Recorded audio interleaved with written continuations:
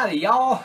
Travis and Nikki here from allsarcade.com, coming at you from Orange Beach, Alabama. Woo! Yeehaw! We had a great time seeing the fish tonight. The fish from Vermont. Maybe we should talk about what we did today and what we're going to do tomorrow. How was work? How do you think work was?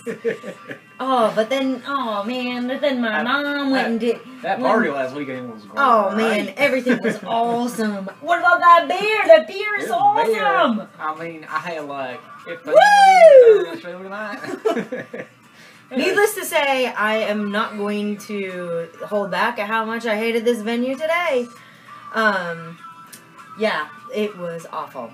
It was pretty awful.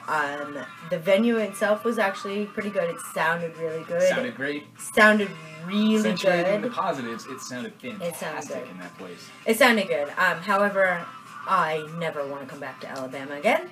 Please, fish, never again. Please, never again. Please, please, please. We are absolutely 100% begging you, never come back here. It was awful. I was trying to move from one end to the next. I moved for the first time. I have never moved actually 4 or 5 times in one show. I kept moving because every time I moved, there was another conversation of people not paying attention, and it was really tough. So, but regardless of that, let's talk about the show. Enough complaining about. I completely agree with you. The crowd was terrible and the venue was terrible. Terrible. Terrible. But fortunately, the band playing was not terrible, so let's talk about that. We started out with Chalk Dust, a straightforward, standard, finished, regular old Chalk Dust with no ridiculous jam in it. That's okay. It's still always great to hear. We got a little funky with Moment Dance. 555, always a pleasure to hear. Yeah, that was fun. You know, great riff, played really well. Band, you know, they were solid at this point. We had 46 Days, which, you know, sounded... I love 46 Days, I'm a huge fan. The 46 Days was good. I just had a really hard time paying attention. It didn't get, you know, it didn't really go anywhere special, but it was alright. And Wolfman's Brother, probably the highlight of the set for me. The only thing I actually really liked in the first set was the Wolfman's, I would have to say. The Wolfman's I thought was really funky and really good.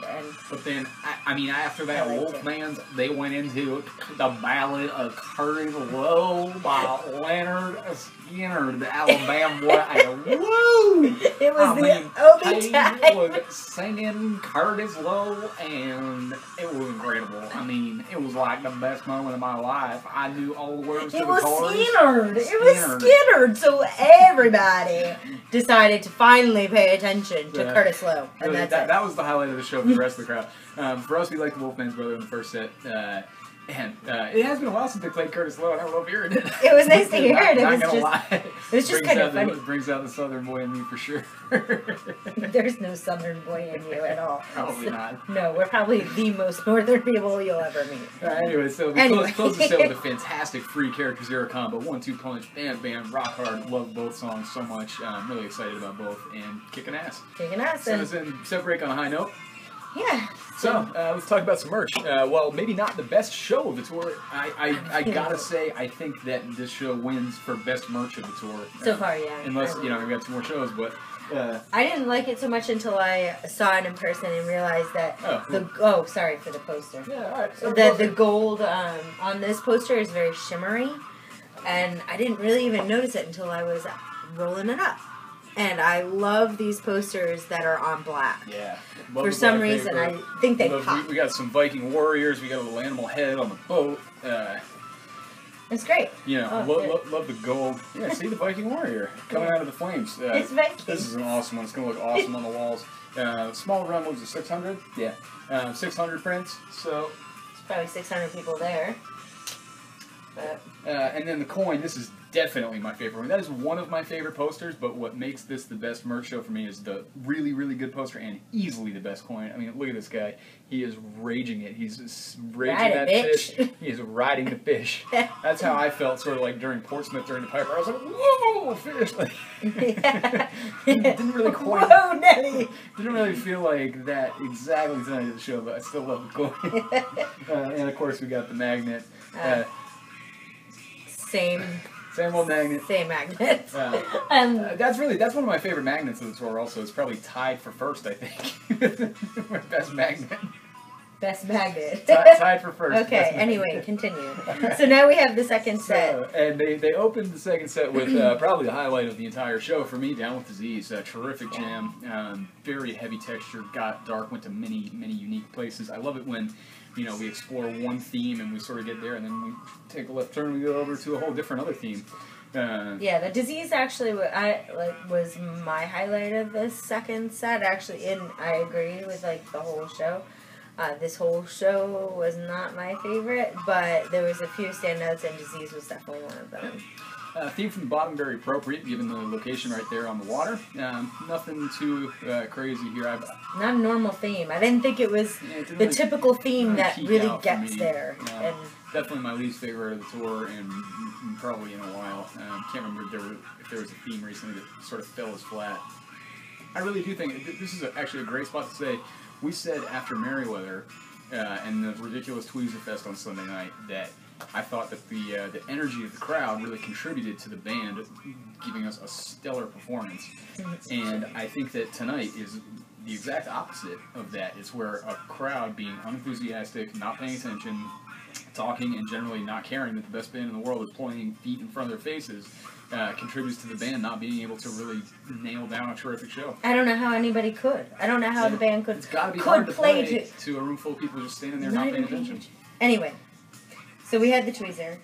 Tweezer, yes. Tweezer was the other real jam segment, although it wasn't that long. But we had there was like two really nice themes that got developed for me that they explored nicely. Trey had a nice little sort of lick that he developed throughout, and he actually, you know, we came back to it after the Fuego, came right back into that same lick, which I thought was cool. Yeah. Gives us a little taste of Tweezer Fest. We had Caspian again, appropriate. Waiting All Night, also, this is a little mellow portion of the show, which I think further contributed to the crowd not paying attention. But then we had Fuego. We had Fuego, we got another Fuego. Fuego in every city. There's only 2 cities left. We've had Fuego in every city, and, you know, loving the Fuego. This was a great version. Great version of Fuego. Jammed out at the end, and really was nice. Alright, next up we had Slave to the Traffic Light, as you know, my favorite song. I love it when they play Slave. This was not the best version ever played. Had a nice peak at the end, but overall, again, fell a little bit flat for me. It was okay, though. It was good. It was one of the higher points of the second set, I thought, but still didn't really quite get all the way there, especially like some of the other ones this tour have.